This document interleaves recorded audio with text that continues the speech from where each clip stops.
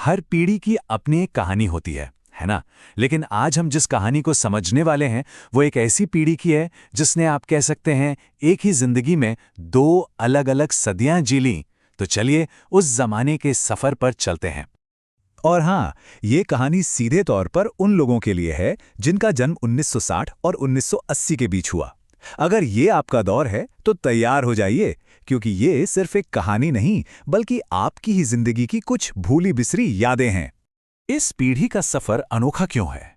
वो इसलिए क्योंकि इन्होंने सिर्फ बदलाव को देखा नहीं है बल्कि उसे जिया है। ये वो लोग हैं जो पुरानी जड़ों और नई टहनियों के बीच एक मजबूत पुल की तरह खड़े रहे हैं। जानते हैं, इन्हें ब्रिज जनरेशन भी कह सकते हैं। जरा सोचिए, ये वो आखिरी लोग हैं जिन्हें सच में याद है कि बिना इंटरनेट वाली दुनिया कैसी थी, और यही वो पहले लोग हैं जिन्होंने डिजिटल दुनिया में कदम रखना सीखा। एक ही जिंदगी में इतना बड़ा फासला, क्या ये अपने आप में कमाल नहीं है? आज इस पीढ़ी के लोग 45 से 65 साल या उससे भी ज्यादा उम्र के हैं और अपने साथ अनुभवों का एक ऐसा खजाना लेकर चल रहे हैं जिसमें दो बिल्कुल अलग अलग दुनियाओं की यादें बसी हुई हैं। तो चलिए कहानी की शुरुआत करते हैं इनके बचपन से। एक ऐसा बचपन जहां खुशियां बनाने के लिए किसी गैजेट की जरूरत नहीं थी, क्योंकि खेल मैदानों में खेले जाते थे, स्क्रीन पर नहीं। अब ये जो तुलना है ये कितनी कमाल की है। तब बेकार पड़े टायर को एक डंडी से दौड़ाने में मजा था, आज वीडियो गेम्स में गाड़ियां दौड़ती हैं। तब पेड़ पर चढ़कर कैरी तोड़ने का एक अलग ही रोमांच था, और आज तो एक क्लिक पर खाना घर आ जाता है। ये सिर्फ आदतों का फर्क नहीं है, ये अनुभवों का फर्क है। और क्रिकेट, अरे उसकी तो बात ही क्या थी। उसके लिए ना कोई महंगी किट चाहिए थी, ना ही कोई स्टेडियम।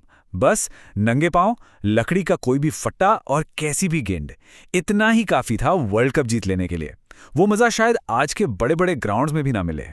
वो सादगी सिर्फ खेलों तक ही नहीं थी, वो रिश्तों में भी थी। तब एक और चीज हुआ करती थी जो आज कम ही दिखती है। एक ऐसा मोहल्ला जो सिर्फ पड़ोस नहीं बल्कि एक बड़ा सा परिवार था। जरा सोच कर देखिए इस बात को।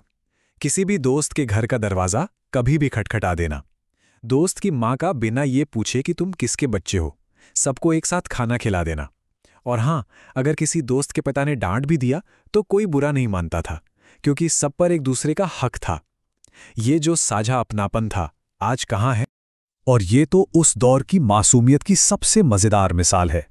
किसी दोस्त के पिताजी का स्कूल आ जाना, बस वही उस दिन की सबसे बड़ी खबर, मतलब ब्रेकिंग न्यूज बन जाती थी। अच्छा, अब आते हैं इस कहानी के सबसे नाटकीय मोड़ पर। वो बदलाव जिसने इस पीढ़ी की दुनिया को पूरी तरह से पलट कर रख दिया, यानी कि तकनीक की एक अविश्वसनीय छलांग। ये सिर्फ चीजों की लिस्ट नहीं है, ये इस पीढ़ी के सीखने की और वक्त के साथ ढलने की कहानी है। स्याही वाले पेन से लिखने वालों ने टेप रिकॉर्डर पर गाने सुने, फिर वीसीआर पर पूरे परिवार के साथ फिल्में देखीं, फिर पीसीआर लैपटॉप पर काम करना सीखा, और आज वही पीढ़ी स्मार्टफोन पर दुनिया से जुड़ी हुई है। क्या कमाल की अडेप्टेबिलिटी है। मतलब पूरा सफर देखिए, कैसेट की उलझी हुई रील को पेंसिल से ठीक करने से लेकर अपनी सारी यादों को क्लाउड पर सहेजने तक का सफर इन्होंने तय किया है। ये सिर्फ टेक्नोलॉजी का विकास नहीं है, ये इस पीढ़ी के सब्र और लचीलेपन का सबसे बड़ा सबूत है। चलिए एक बार फिर उन यादों में लौटते हैं जो कभी धुंधली नहीं पड़ती, यानी कि स्कूल के दिन। वो दौर जब पढ़ाई लिखाई और अनुशासन के मायने ही कुछ और हुआ करते थे। तब नतीजों में सिर्फ पास या फेल होता था। आज की तरह 99.9% की दौड़ नहीं थी। टीचर की मार में भी एक सीख दिखाई देती थी, और ईगो जैसा शब्द तो शायद डिक्शनरी में ही मिलता था। आज की दुनिया तो परसेंटेज, ट्यूशन और मेंटल हेल्थ की बातों के इर्द गिर्द घूमती। और उस दौर का ये भोलापन देखिए, किताब में मोरपंख रखने से विद्या आती है, ये एक पक्का विश्वास था। अब ये सिर्फ एक अंधविश्वास नहीं था, बल्कि उस दौर की सादगी और आस्था का एक प्यारा सा प्रतीक था। तो इन सभी यादों को, इन बदलावों और अनुभवों को एक साथ पिरोते हुए हम इस कहानी के उस हिस्से पर आते हैं जो इस पीढ़ी की असली पहचान को सलाम करता है। इन्होंने सिर्फ टेप रिकॉर्डर से स्मार्टफोन तक का ही सफर नहीं देखा, बल्कि हाल के सालों में नोटबंदी, कोरोना, वैक्सीन और लॉकडाउन जैसे बड़े बड़े सामाजिक और आर्थिक तूफानों का भी डटकर सामना किया है। ये जो एक लाइन है ना, शायद ये इस पूरी कहानी का सार है। ये वो पीढ़ी है जिसने जिंदगी को असलियत में जिया, जिसके रिश्ते और अनुभव वर्चुअल नहीं बल्कि सचमुच के थे। और अंत में यही सच है।